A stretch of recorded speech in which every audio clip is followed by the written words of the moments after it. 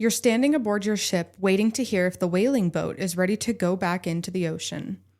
Hunting whales is a lucrative line of work and you just want to get back to it. Suddenly, your ship is thrown into the air. Confused and alarmed, you look around. Then you see it. The large sperm whale coming back for another hit. What can you do other than stare and pray that this hit won't take you down?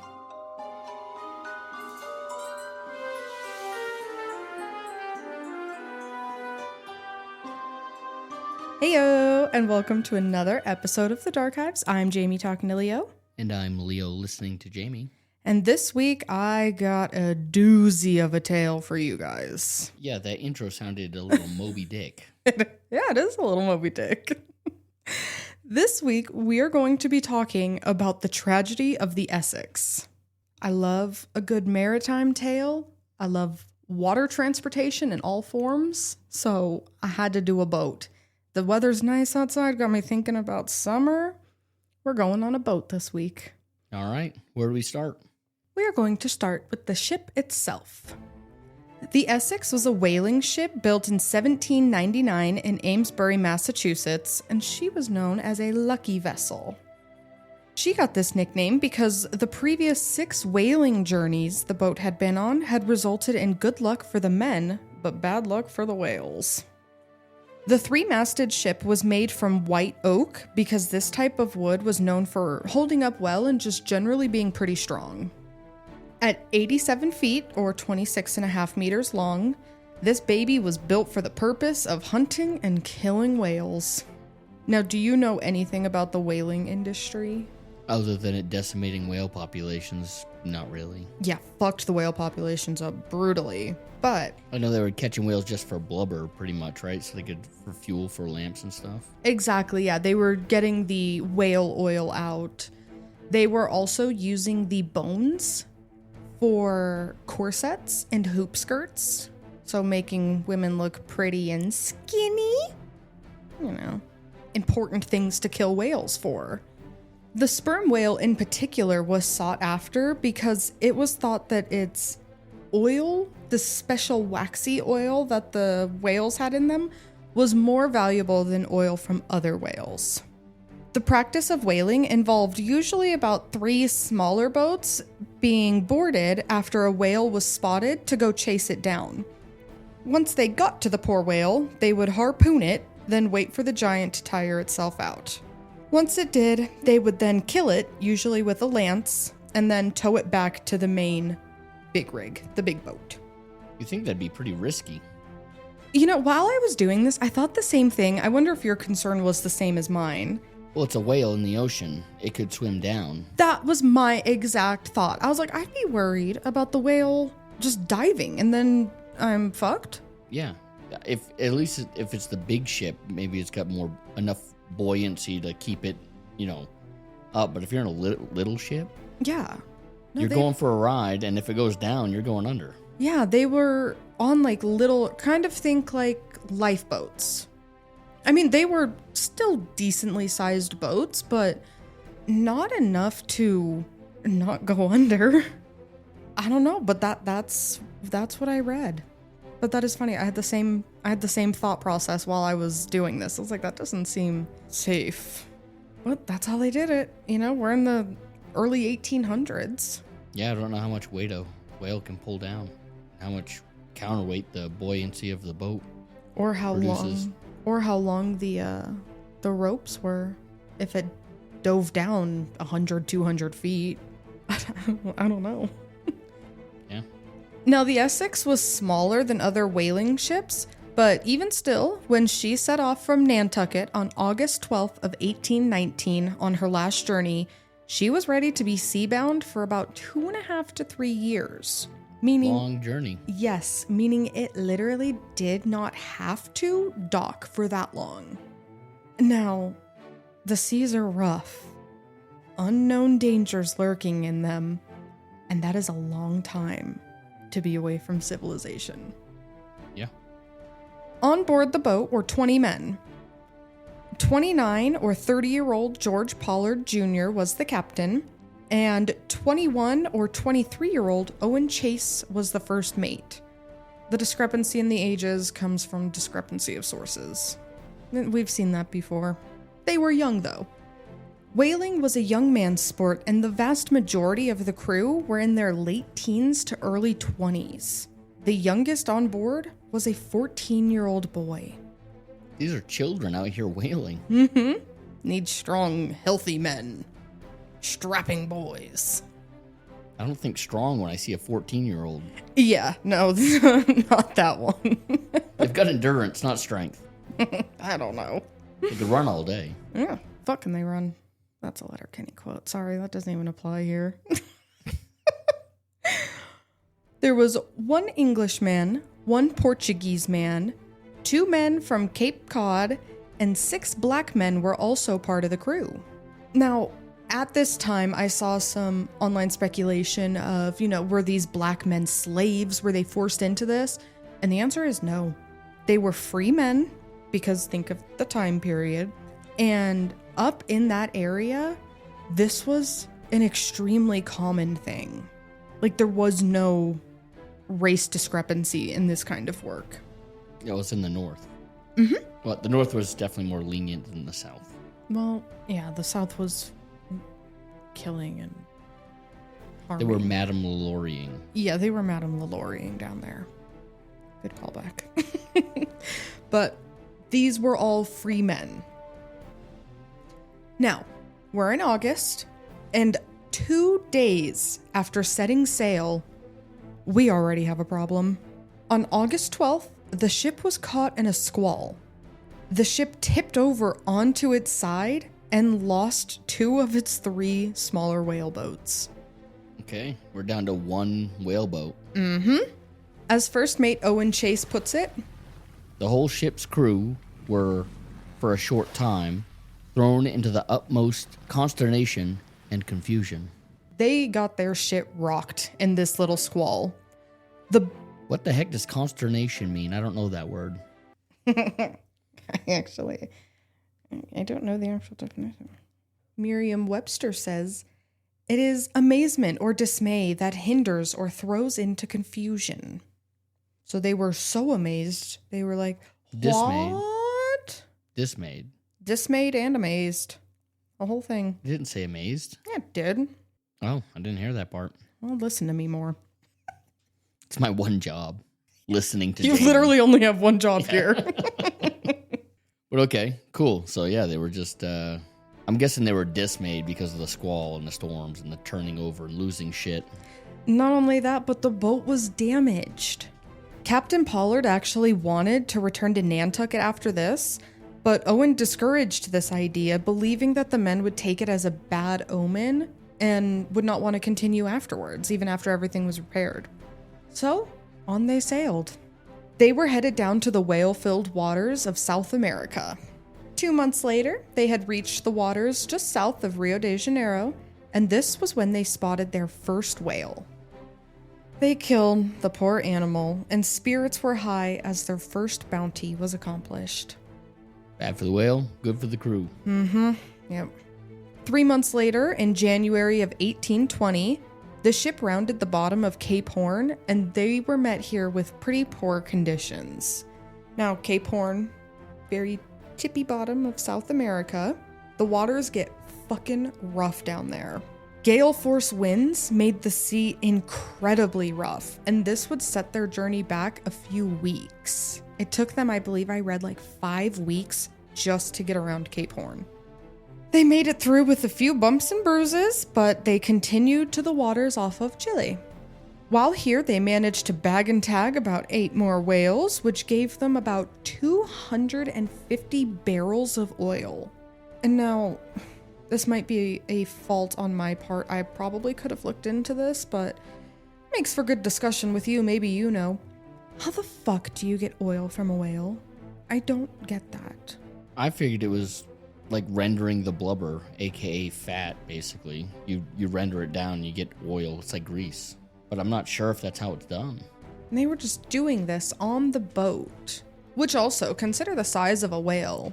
How the fuck were they getting it on the ship? Enough to even boil it down? You know what I mean? I just looked it up. Okay. And to the question you just asked, I don't know. I'm guessing they just chopped it up in chunks. I mean, did things float, right? So yeah, I'd be scared of sharks. they probably killed it, tied it up, and chopped pieces off. And then what they did to get the oil was they rendered down the blubber Oh, you were to right. create oil. So yeah, that's how it was done. The AI overview on Google says historically whale oil was obtained through labor-intensive process of harvesting and rendering the whale blubber. You know, I don't trust AI worth a shit, but I do trust you because a lot of times when you talk out of your ass, you're correct. So I believe that. I believe AI this one time. Yeah, my common sense scale is pretty high. I'm Yeah. just gonna throw that out there. I'm not trying to blow smoke. I'm not trying to talk myself up, but I have a pretty good my common sense factor. I feel like it's above average. I might have uncommon sense. I like that. This is completely off topic, but anytime somebody says, you know, you blowing smoke up my ass or I'm not blowing smoke, all I can think of is tobacco enemas. Our worst episode in terms of audio quality, one of my favorite episodes we've done. It was one of my favorite too, but I'm probably gonna cut this shit out because I don't want anybody to know about that episode. Okay. But anyway, so they got 8 more whales on, and what's going on? They got 250 barrels of oil. They then sailed on to Peru, where they ended up with another 550 barrels of oil. I'm guessing that was another 8 or 9. Oh wait, another 500 something on top. Yeah. So they got... That's like almost 20 more whales. Yeah. They're hunting whales... Cripes. They're hunting whales to extinction. Like, they're fucking wrecking them. Either there's shitloads of whales or they're really good at what they're doing. And they're teenagers, so I don't think they're really good at what they're doing. This is a shitload of whales back in the day. Well, there used to be before they were hunted to be rendered. Makes me so sad. The whales didn't deserve it.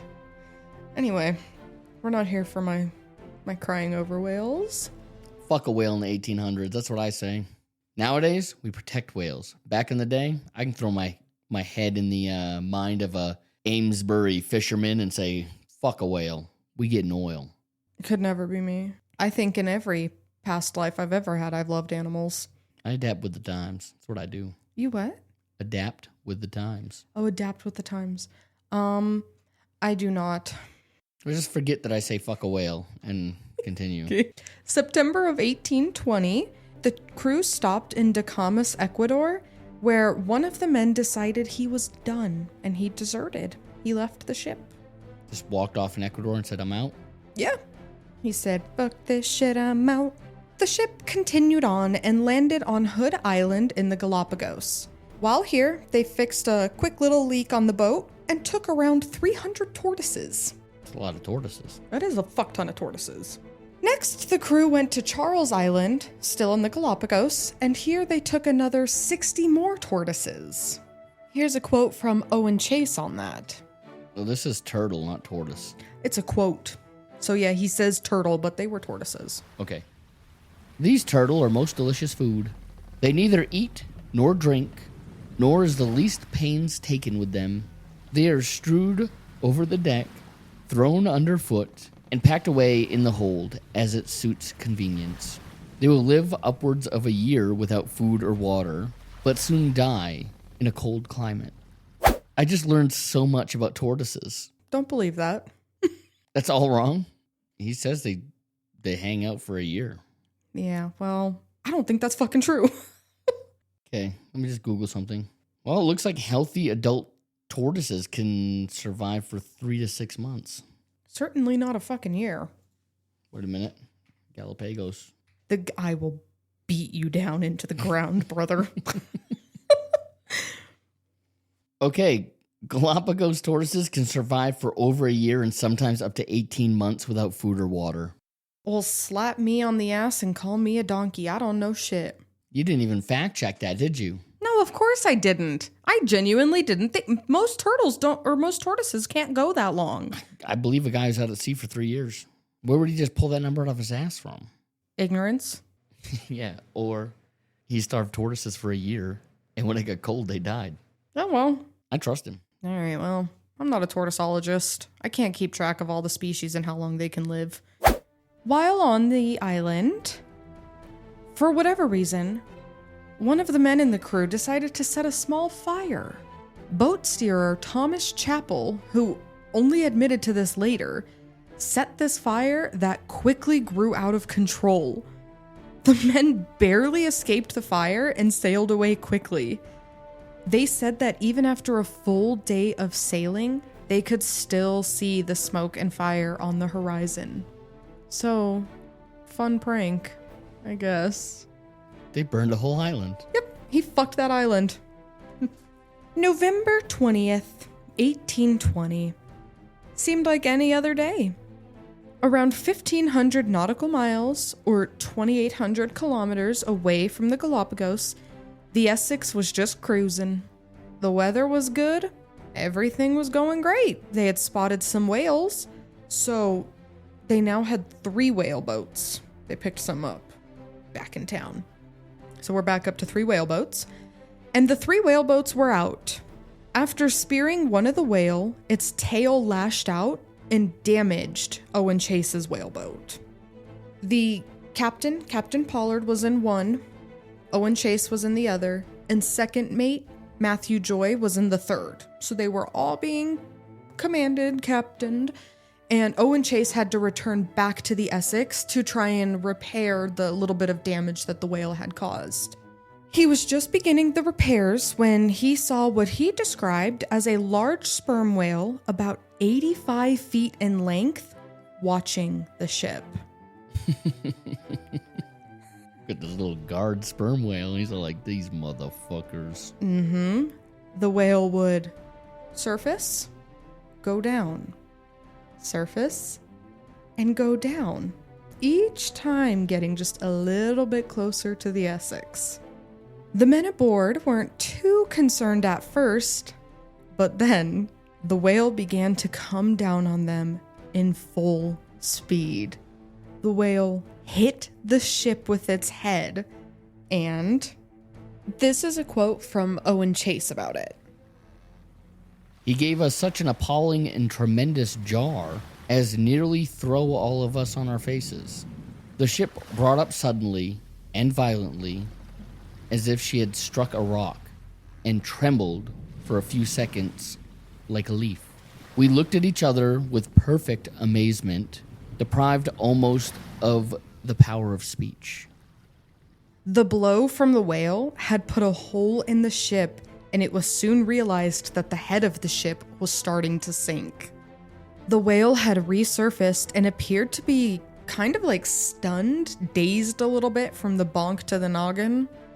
But soon enough, the whale regained itself, and Chase described this as he watched the whale as it smite its jaw together, and he saw rage and fury in the whale. Kind of in love with this one. This whale sounds like a god of the sea. It was Poseidon came back in whale form. Or it's Poseidon's number one man. Yeah. And he was like, you know what? They have killed fucking 20 whales. Go get them. Yeah, Poseidon's like, where's Jared? Send Jared out. Jared can fucking take care of this. I am tired of it. They killed Tyson and Lila. Yeah, Jared headbutts the whole ocean, bro. Jared is the reason that we have underwater earthquakes. Praise be to Jared. Praise be to Jared. Well, Jared's sitting there, rage and fury all over his face, apparently. And suddenly, somebody on ship yells, Here he is. He's making for us again. I turned around and saw him about 150 rods directly ahead of us, coming down apparently with twice his ordinary speed. Sidebar, which they've only seen once. But anyway, back at it. And to me, at that moment, it appeared with tenfold fury and vengeance in his aspect. The surf flew in all directions about him, and his course towards us was marked by a white foam of the rod in width, which he made with the continual violent thrashing of his tail. His head was about half out of the water, and in that way he came upon, and again struck the ship. These men have apparently run into the angriest, most bitter whale in the whole ocean. Yeah, Jared's sick of these whalers. He's fucking over it, dude. Penguin told him what he did to his cousin. Who's a penguin's cousin? What? Oh, in this scenario, a penguin told Jared what a whaler did to his whale cousin. Yeah, of course. Of course. I should have specified that a little better. I'm sorry. I should have fucking known better. No, Jared talked to a penguin who somehow got mixed up with whalers, and his cousin got messed up. Yeah. He saw his cousin Jared's... was a tortoise, and it got wild. Their family tree gets weird. Of course. Sorry, I didn't put that one together myself. You're totally correct. So stupid. Sorry I confused anybody. I'm sorry. No, you're so fine. That is so funny. Now, Chase was completely flabbergasted by this. The ship was going down. One steward had the sense of mind to grab manuals of practical navigation, the captain and first mate's trunks, and 2 compasses. By the time the whaleboat was loaded up with the equipment and the men, the Essex was almost completely gone. Jared put some work in. He's a battering ram. He is. What do now? The other 2 whaleboats returned just in time to see the last of the Essex about to sink below the surface. They could just see the lone whaleboat sitting in the almost empty sea. Pollard cried out, "Oh my God, where is the ship? My God, Mr. Chase, what is the matter?" Time out. Did he fix do all the repairs on this boat? Uh-huh. Okay, so the boat is completely repaired. Yeah. So we got Good, 3 whaleboats. He's not going down with the captain stuff trying to get back to the other 2 boats. Nope. Okay. Nope, we got 3 whaleboats. Okay. They were now faced with an impossible decision. 2,400 miles from Peru, unfavorable winds and a westward current put the men squarely in the middle of nowhere.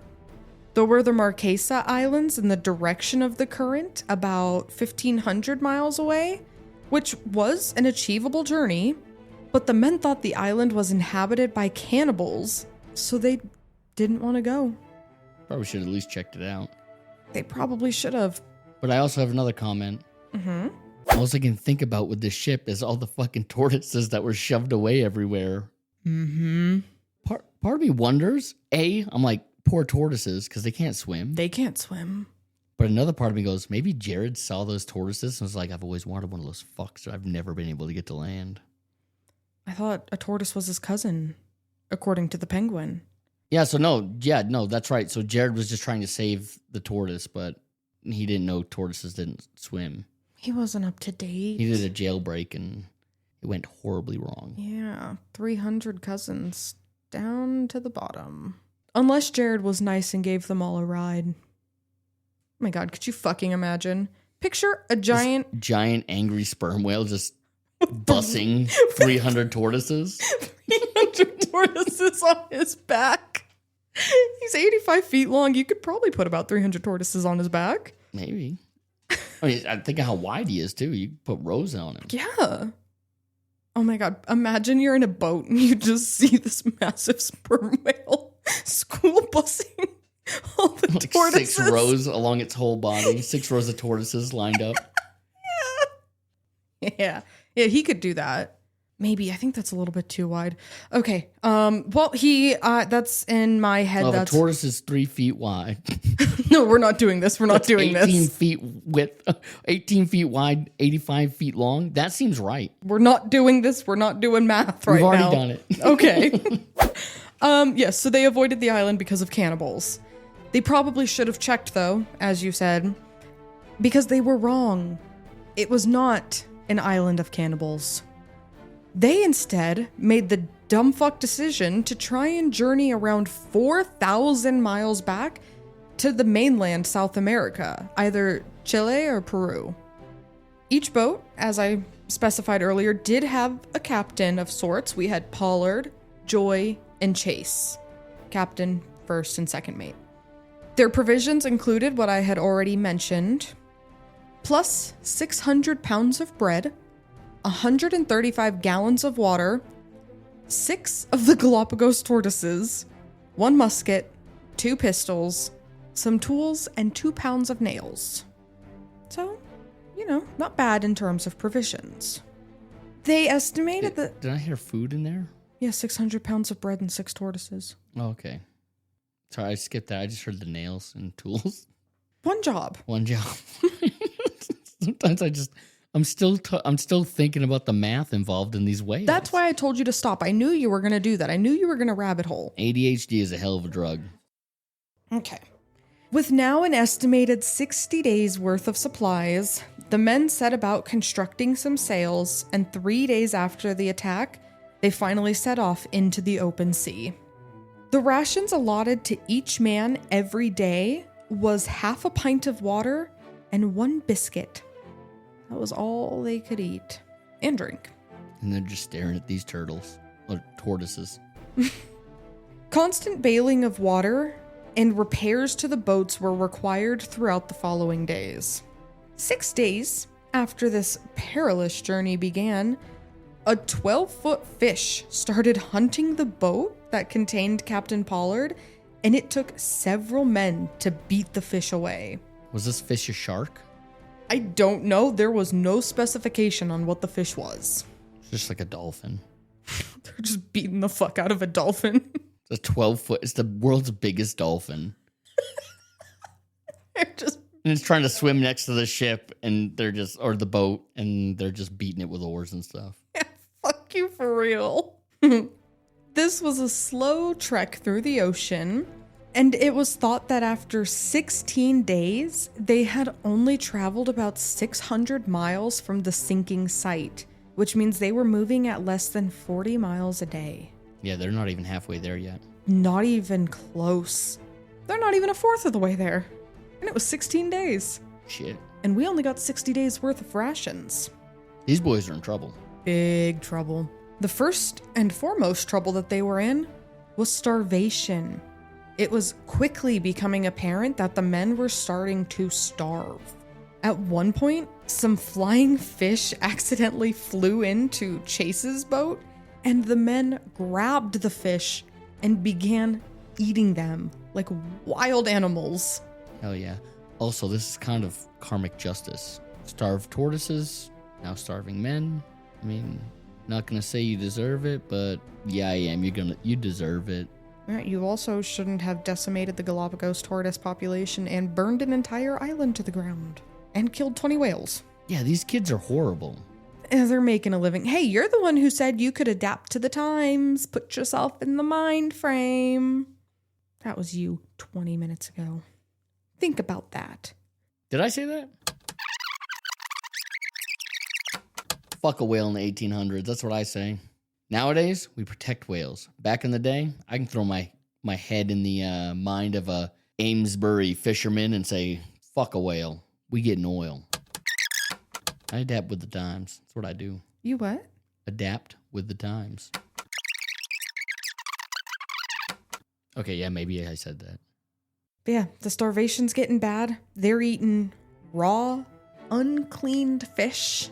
And about 3 weeks after they started, it was becoming quickly obvious that rations would need to be cut.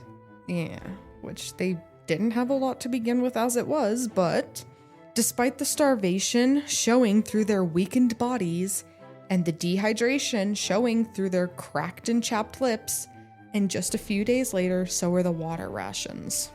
The men also had to contend with the sun. The sun just beating down on them relentlessly. Some of the men decided to try and cool off, get some relief by hanging off the sides of the boat into the ocean. But at this point, everybody was so weak that it would take up to 3 men just to drag the one man back onto the boat. These dudes are fucking falling apart at the seams. December 20th, 1 month after the sinking, one of the men on Chase's boat shouted. He had seen something. He saw land. 4 hours later, they reached a teeny little small island. It was only about 18 miles or 29 kilometers. It was a relatively small little island, but they had found land. They were now 3,200 miles from Chile, 200 miles from an island called Ducie, and 120 miles away from a populated island called Pitcairn's Island. So they were actually close to some places. Unfortunately for the men, their navigation manuals did not tell them of Pitcairn. And this island was like a kind of like a buccaneer hangout, a bit of a pirate hotspot. Now, while there was some food on this tiny little speck of land in the ocean, it was pretty quickly obvious that it wasn't enough to sustain 20 men indefinitely. There were some birds and some crabs, some berries, but they couldn't find any water. And what's the rule of 3 for survival? It's 3 hours without shelter, 3 days without water, and then 3 weeks without food. Okay. So yeah, water was the priority right now. The men crawled on their hands and knees because they were so weak, trying to catch the animals and search for water, but they could not find any. After 2 days of fruitless searching, Captain Pollard told the dying men that unless they found water by the next day, they would be forced to go back out to sea. The next morning, just as everyone was getting ready to give up, somebody finally cried out that they had found some water. There was a freshwater spring that was only visible during 2 parts of the day during low tide. But they had drinking water. It seemed that finally there was some hope. They remained on the island for 5 days, filling up their water kegs that they had saved from the Essex ship, but food was now becoming a problem. Again, there wasn't enough to sustain all the men there for as long as they needed to be, you know? So, once again, the ocean seemed like the only way that they could find help. December 27th, 17 men climbed aboard the boats once more. 3 men couldn't do it. They could not get back onto those whaling boats, and they decided they were going to try and stay on the island. Okay. Let's stay out in the middle of nowhere. And they were also unaware of a little secret that the island held, which was a cave where the skeletons of 8 men were in. So, we're down 3 men. They stayed. The rest of the crew had decided that they were now going to go towards Easter Island. For 7 days, everything seemed to be as okay as it could be. On January 3rd, though, a sea storm blew them off their course, and now the island that they had been sailing towards was directly against the wind. It seemed impossible that they could get there. Their next course of action was to sail instead toward the Juan Fernandez Islands that lay about 2,500 miles away. They are shooting so far. Good luck, boys. Well, Matthew Joy, our second mate, was never to see an island. He died of starvation on January 11th, 1821. They wrapped him up and gave him a send-off to the sea. 2 nights later, another storm came through and separated the boats, leaving Chase alone in the ocean with just whoever was on his boat with him. The boat that Pollard was on, and the boat that originally Joy was captaining, those 2 were still together, but Chase was now adrift alone. Chase once again cut the rations, and this time the 5 men who were still aboard were only allowed to have 1.5 ounces of bread a day.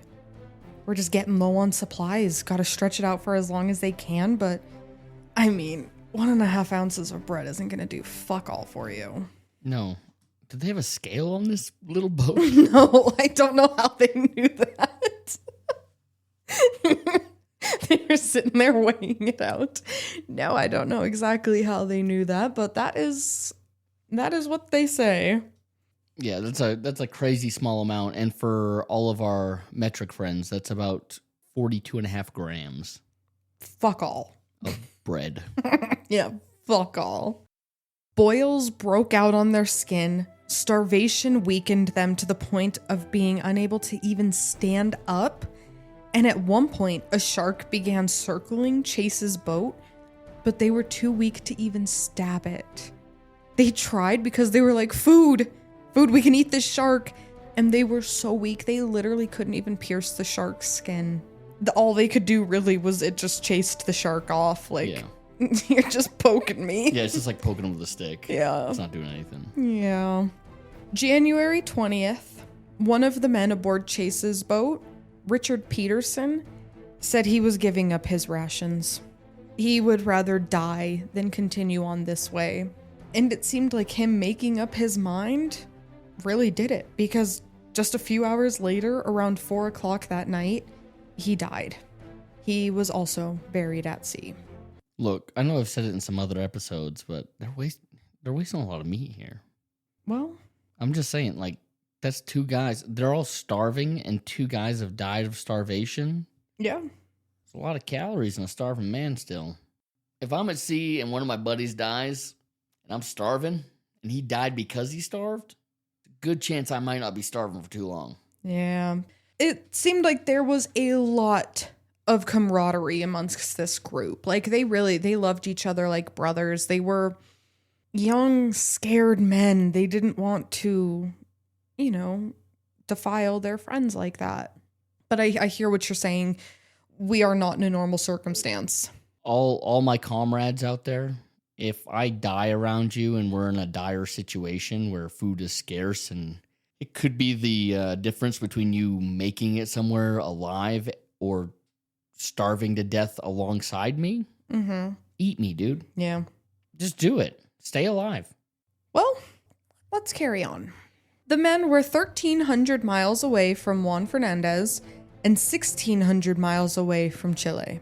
By February 7th, there was only 3 days left of their food supply. The next day, Isaac Cole, one of the men on Chase's boat, appeared to have gone mad. He claimed his mind was dark with not a ray of hope.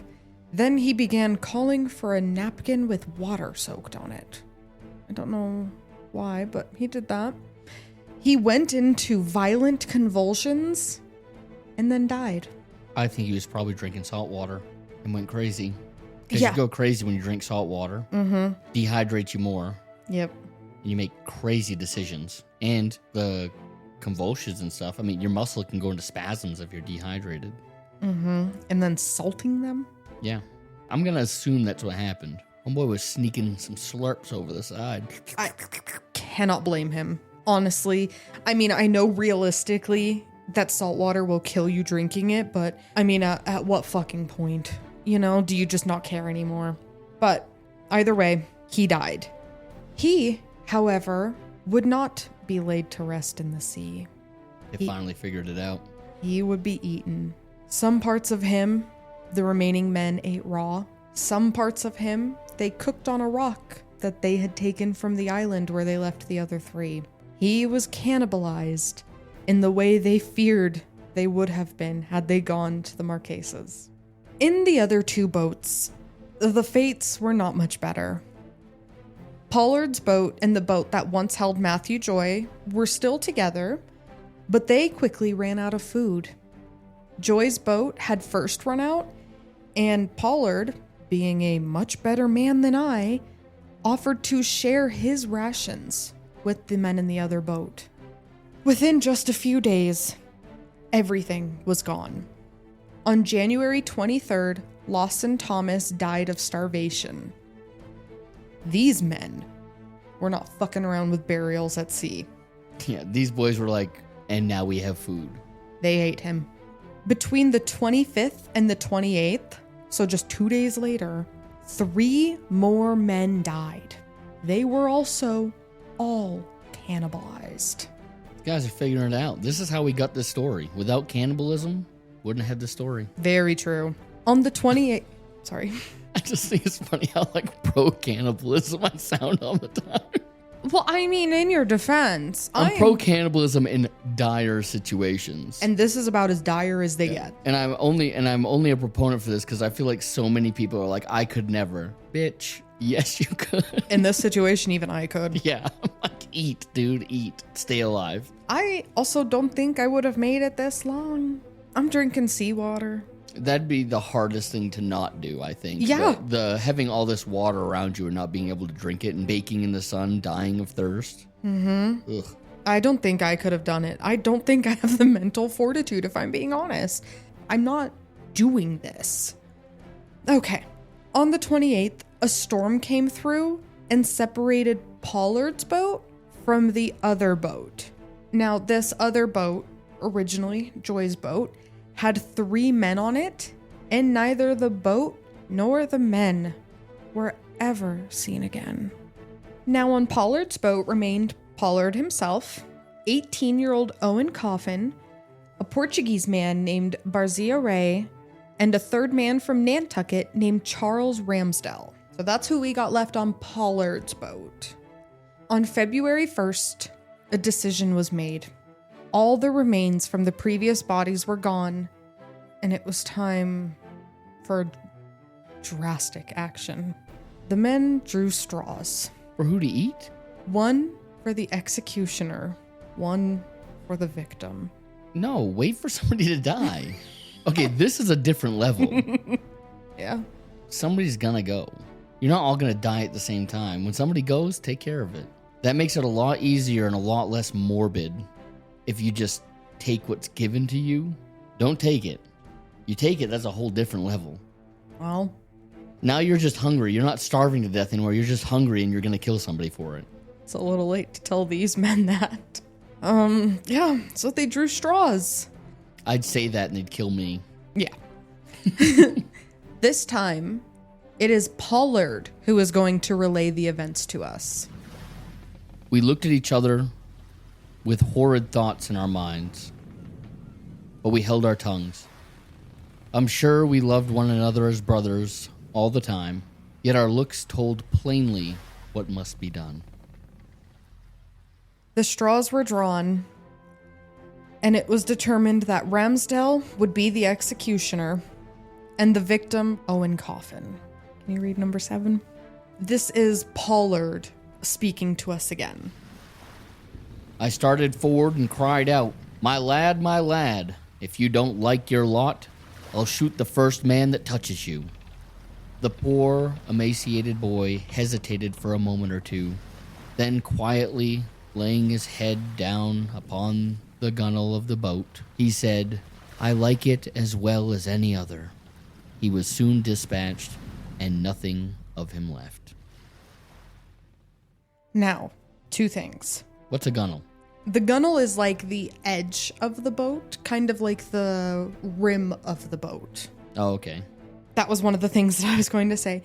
And 2, the reason that Pollard is saying this, if you don't like this fate, I'll kill anybody who tries to touch you, this was his cousin.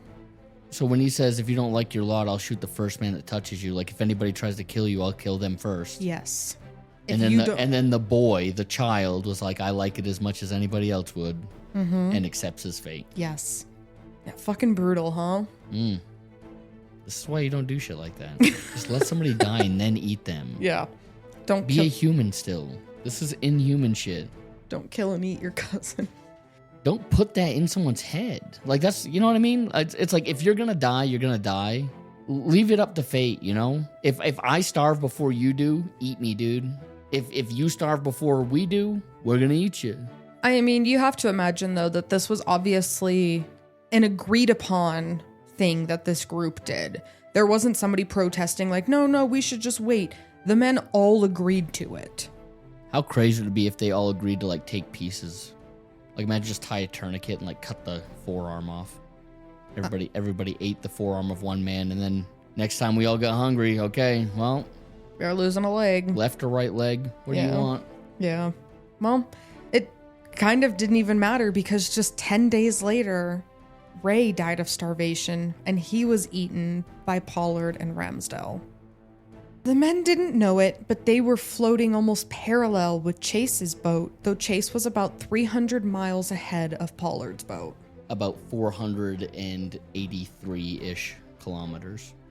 Now, We are at February 18th, and all the food was gone from Chase's boat, and Chile was still about 300 miles away. So again, 483-ish kilometers. Thank you for doing that math. That day, though, the day that they are out of food, a man called out that he could see a sail. And indeed, just 7 miles away was the brig Indian from London. What's a brig? A ship. It's a 2-mast ship, which are both square rigged. Okay. That's a brig. Thank you. 2 masses. Square. Square rigged. Okay. But they saw it, and they made their way over to it, and their horror was finally over. They were rescued. 5 days later, Pollard and Ramsdell were found just 100 miles from the Chilean coast by the Dauphine, an American whaling ship. In the case of Chase and his boatmates, they had been at sea for 83 days. For Pollard and Ramsdell, they had been at sea for 88 days. They had traveled around 4,500 miles in their little boats, and it was finally over. Let's see what happened to some of the other men here. The fate of the men, the 3 men in the boat that got separated, we know they died. They were never heard from again. But we don't know how or where they died. A whale boat with 3 skeletons in it was eventually found washed ashore on Ducie Island, but it's never been confirmed if it was that same boat or not. But it does seem likely to me. A whale boat with 3 skeletons in it, little on the nose. Now, the 3 men who had stayed on the island, very surprisingly, stayed alive. And thanks to the men who were rescued off the boats, They were able to send somebody to go get them. yes. Yep, and on April 2nd, they were finally rescued. They had been lost for 102 days. Honestly, not that bad. Like an extra 20-ish days. Yeah. Like around 20 days more than the other guys. Mm-hmm. The other guys suffered through eating each other to go get help, and they just had to hang out an extra 20 days on an island, Yep. eating and drinking water. They survived off of birds, berries, and rainwater. They didn't have to eat anybody. Not too bad, if you ask me. They got real lucky that the other guys made it. Very, yes, yeah. Of the 20 men who originally set off, only 8 survived. Eventually, all the men went on to lead relatively normal lives. 4 of them even ended up commanding whale ships of their own. Chase, he was really the only one who showed any, signs of distress after this ordeal. Little PTSD after eating some buddies. Well, a little bit. And now, this is odd, but understandable to me. But every time he returned back home to Nantucket, he would go away to his attic and squirrel away small amounts of food. He never wanted to be hungry again. No. So, odd, but understandable. Pollard continued to be a captain, and he actually became shipwrecked once again. And after this, he was done. He became a quiet night watchman of Nantucket. He joined the Night's Watch. Is that a Game of Thrones? That is Game of Thrones. I never watched it. I missed that one. Don't look so disappointed. I'm sorry, what were you saying? I'm now going to read the names and tell you the fates of the men who were aboard the Essex. George Pollard, the captain, survived. Owen Chase, first mate, survived. Matthew Joy, second mate, died age 26, buried at sea. Obed Hendricks, boat steerer for Pollard, age unknown, disappeared at sea. He was one of the 3 men in the boat. Benjamin Lawrence, boat steerer for Chase, survived on Chase's boat. Thomas Chappell, boat steerer for Joy, survived on Henderson Island. He's the one who set the fire to the Galapagos, so he lived. Owen Coffin, crewman, first cousin to Pollard. shot and eaten aged 18 on Pollard's boat. Henry DeWitt survived as he is the one who deserted before the disaster. And hung out in Ecuador. Ecuador, yeah. Yep. So he was fine. Isaac Cole, crewman, died of starvation and cannibalized on Chase's boat, age unknown. Thomas Nickerson, crewman, survived on Chase's boat. Richard Peterson, crewman, died and buried at sea. He's the guy who gave up his rations, aged 60. He's an old man out there. Charles Ramsdell, crewman, survived on Pollard's boat. And side note, he was only 15 when he was rescued. He was the 14-year-old boy, which means at 15, he murdered a man. He was the executioner of Coffin. He was the executioner, you're right. Yeah. Brutal for a little boy. Barzia Ray, crewman, died of starvation on Pollard's boat, aged 18. He was cannibalized. Samuel Reed, crewman, died of starvation on Pollard's boat, unknown age, cannibalized. Isaiah Shepard, crewman, died of starvation and saltwater poisoning on Joy's boat, unknown age, cannibalized. Charles Shorter, crewman, died of starvation on Pollard's boat at an unknown age, and he was cannibalized. Lawson Thomas, crewman, died on Pollard's boat, age unknown, cannibalized. Seth Weeks, crewman, survived on Henderson Island. Joseph West, crewman, age unknown and lost at sea. William Wright, crewman, survived on Henderson Island. William Bond, the steward, lost at sea, age unknown.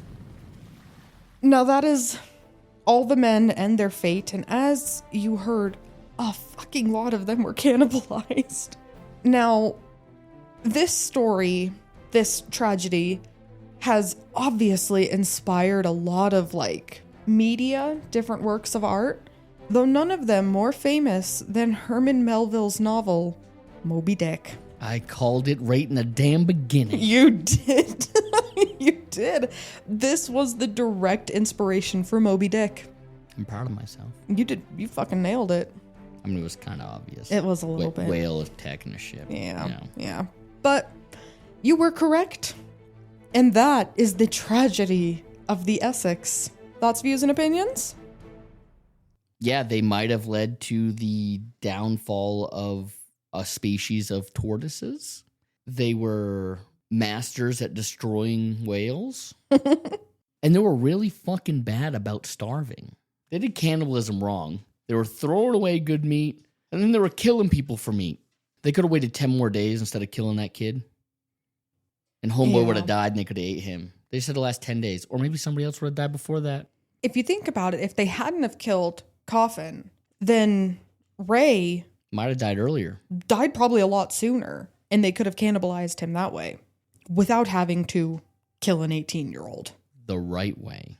If there's a right and a wrong way to cannibalize, drawing straws versus just waiting for the inevitable. I mean, it sucks. We're starving. We get it. It sucks to starve. Sucks to starve. You know what sucks worse? Having to choose who to kill and killing them. Yeah. And being the one to get killed also really sucks. I'm sure for the 3 minutes he had left, he was just thinking, fuck, this sucks. Yeah, fuck. This really sucks. Yeah. But yeah, it was a nice tale. It's cool to see the origin story of Moby-Dick, because I think we all know the tale of Moby-Dick. But yeah, old Jared, the OG Moby. Fucking brutal, huh? That one was brutal. You know, I'm thinking back, and I should have said at the beginning of the episode that I got a whale of a tale for you today. And I didn't. Really. Screwed the pooch on that one. Yeah, I did. I really flubbed that one. You really bit the barnacle. Incredible. Well, you really whiffed the whale. really tanked the tortoise. You flopped that fish. You flopped the fish. Tanked the tortoise. Yeah, tanked the tortoise was good. Yeah. You needed acknowledgement. I did. I really did, because I felt proud of that one. That was good. Yeah, yours was good too. We could have just kept riffing, but okay, yeah, that was good. Okay. Okay. Well, yeah. That was fun. Yeah. That was fun. But I think with that, we've gotten goofy enough, and we should probably end it here. So you guys can follow us on Instagram or send us an email, both of which are linked in the show description. And as always, you can rate the show or share the show to somebody that you think would like it. All engagement is good engagement and it helps the show grow. So we appreciate it all. Leave a review. Give us a comment. Or give us a suggestion like Stefan did last week. Oh, yeah, with the dinos. Yep. All right, guys. Thank you for listening, and we will see you next week for another episode of the Darkives. See you guys next week. Goodbye.